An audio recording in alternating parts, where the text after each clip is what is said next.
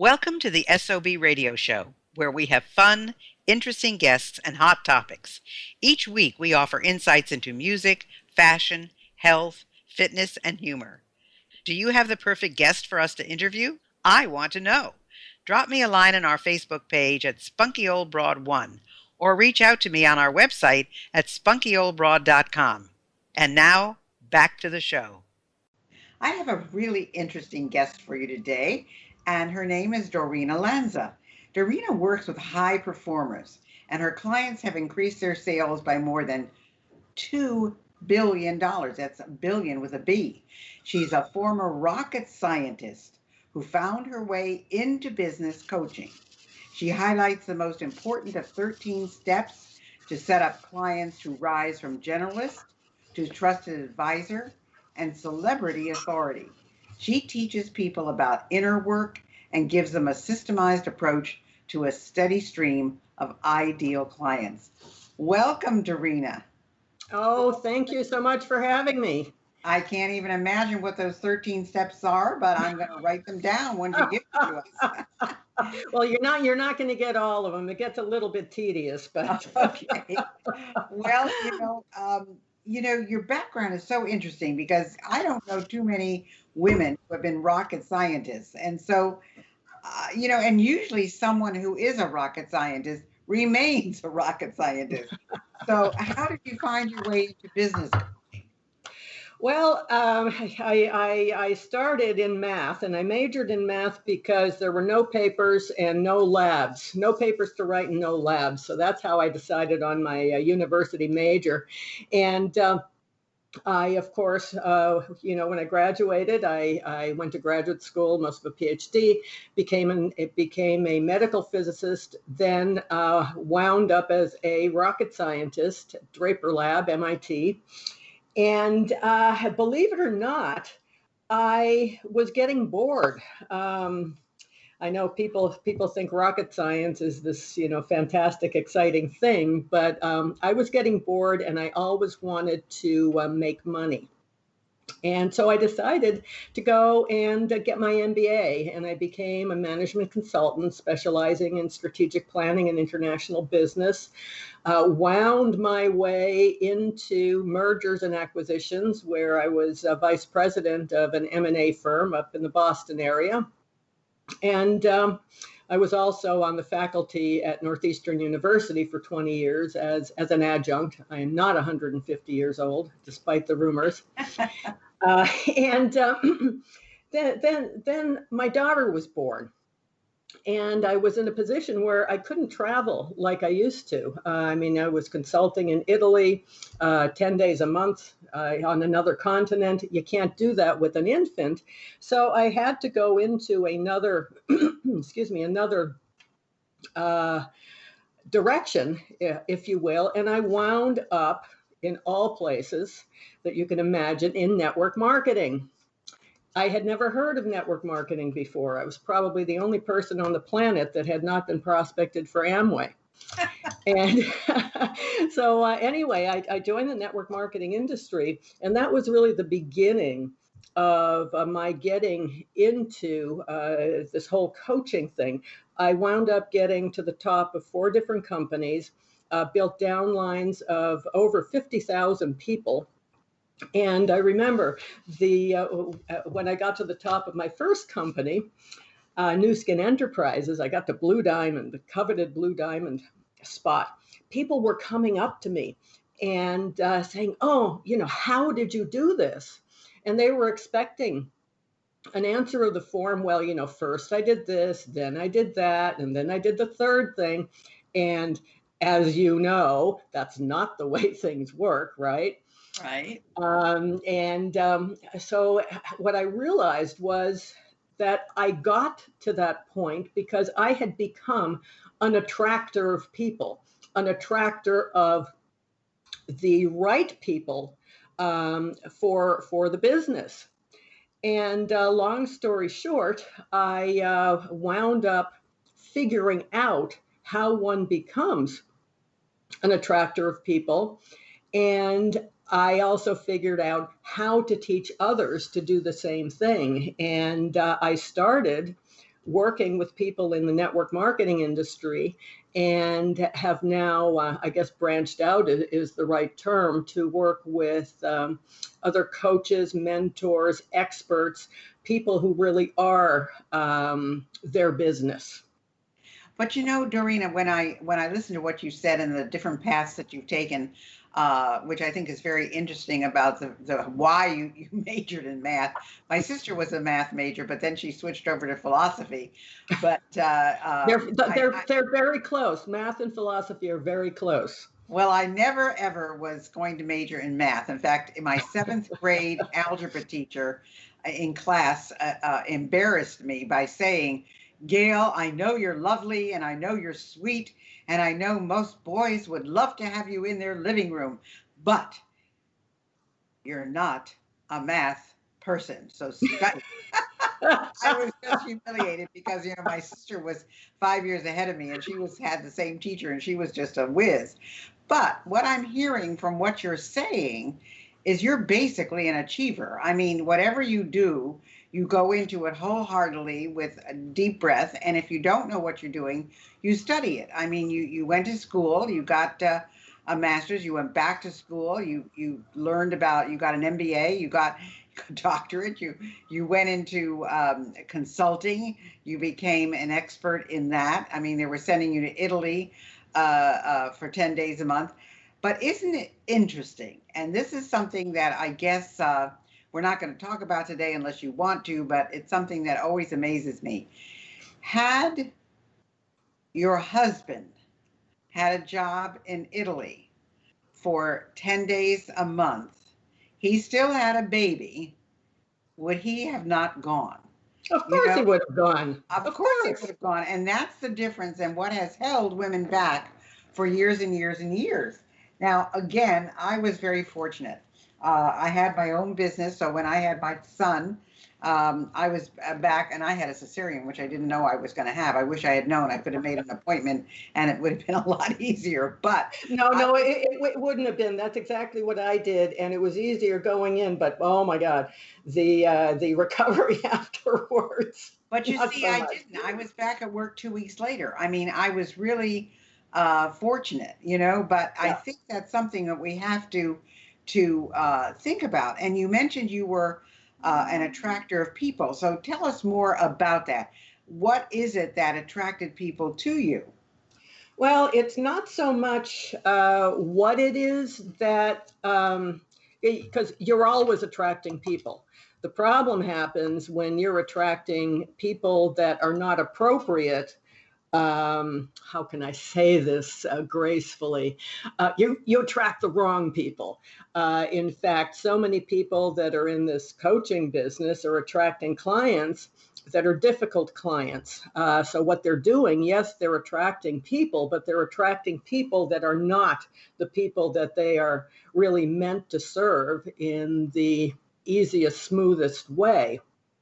And you can become an attractor of people by design.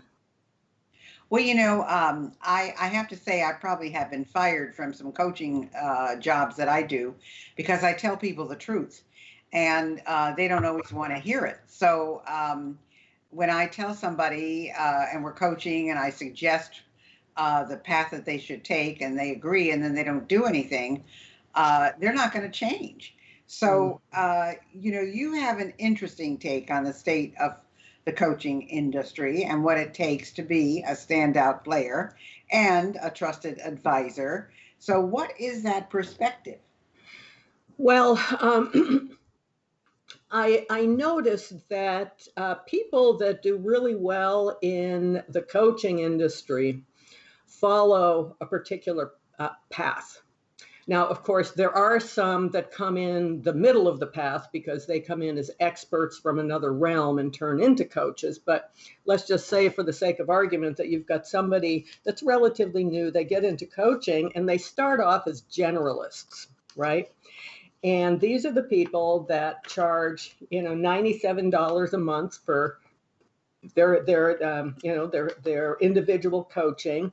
They look like everybody else.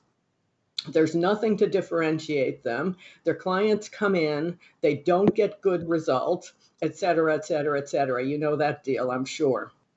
Right. In order to get past that, people need to become a specialist. And there are a number of different ways to specialize. You can specialize by target market. You can, who you want to serve. You can specialize by niching down, your specialty. Maybe you only serve physicians, to pick something. But there are different ways you can specialize. And of course, you can combine them. And that allows you to be looked upon as more of an expert. So now all of a sudden, you begin to build stature in the industry. You begin to be seen. You can charge more money. You'll begin to attract better clients because you've at least defined a little bit of who your clients are. And you can continue this process. You can then go on to become an authority. Most people stop at authority. When you're an authority in your industry, you're looking, you're in the low six figures, and that's plenty for many, many people. Others, not so much. They continue on to the celebrity status, and then they get to the celebrity authority status, which is really where you have the whole trusted advisor for life thing happening. You become you have a higher level of client that gets better results, and they rely on you pretty much on a permanent basis.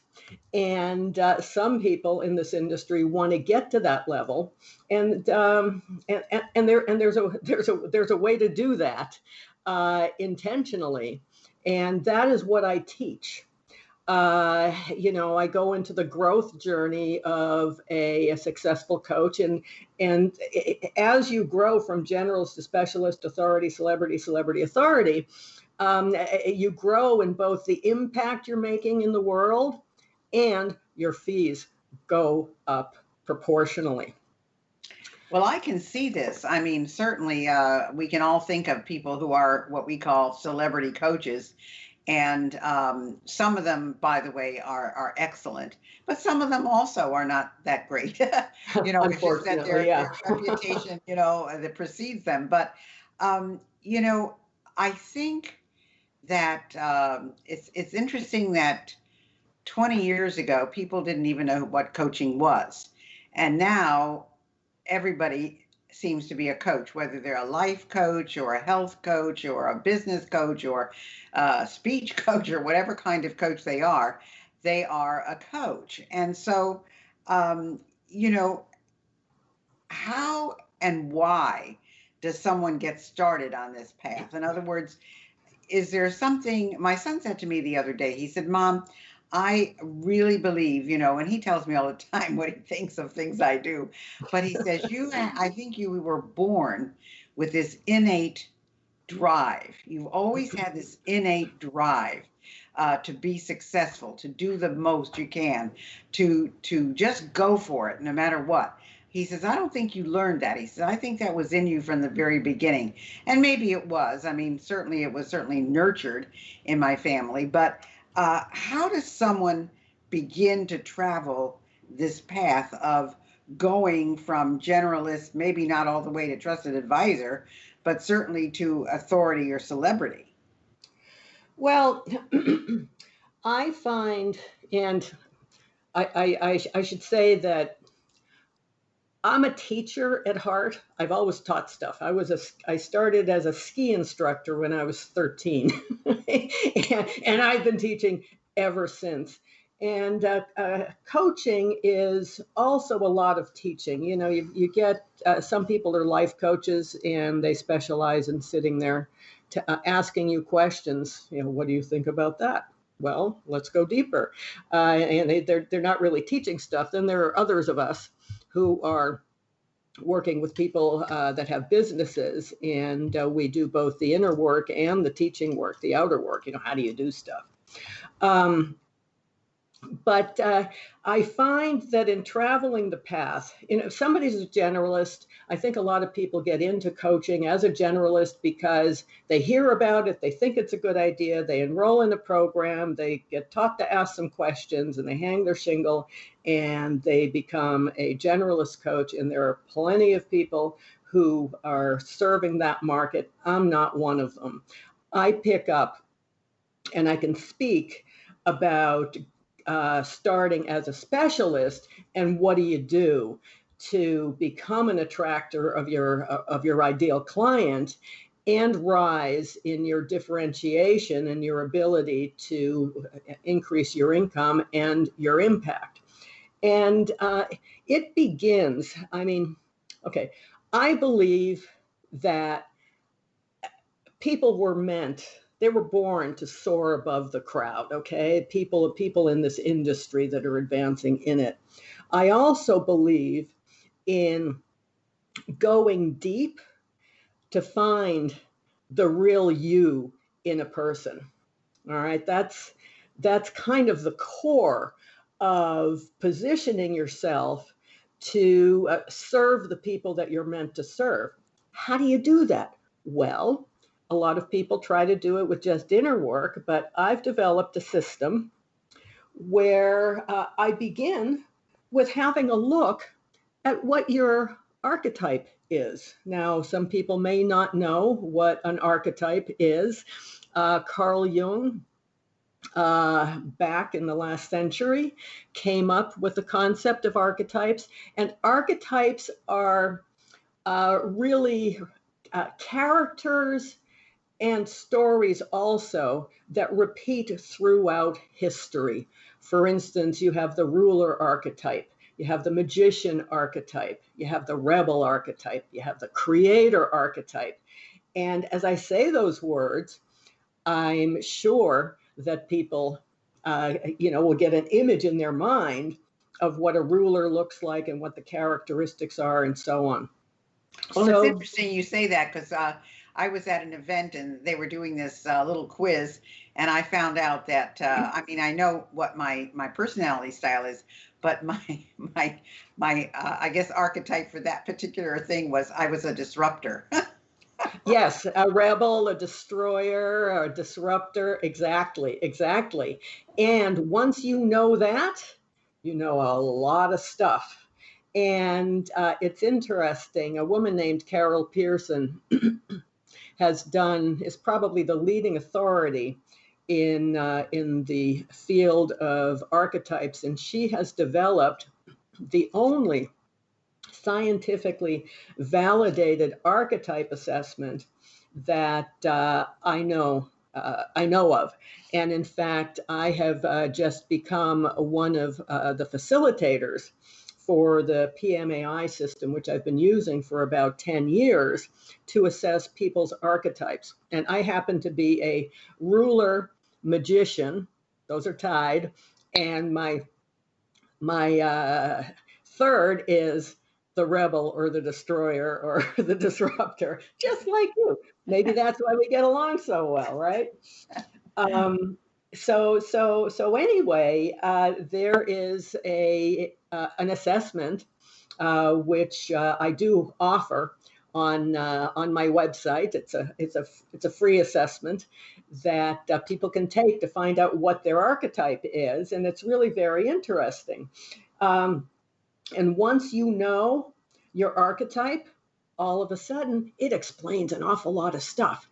People take this assessment and they read their characteristics and they go, oh my God, that's why I can't stand so and so, or oh, that's why I love doing XYZ, and so on and so forth.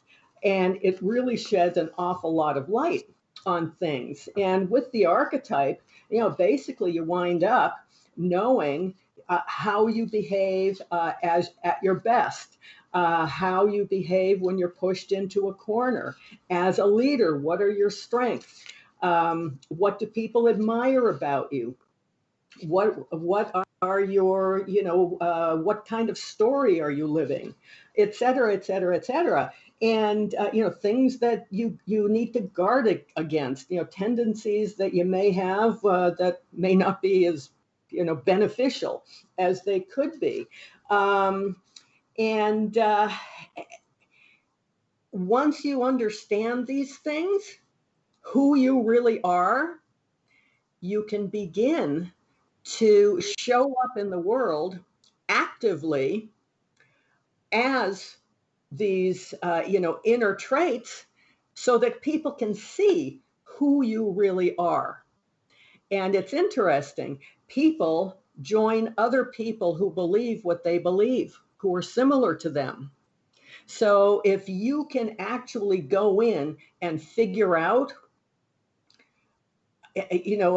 doing deep work to figure out what your characteristics are, knowing what your branding keywords are, knowing what your magic powers are, knowing the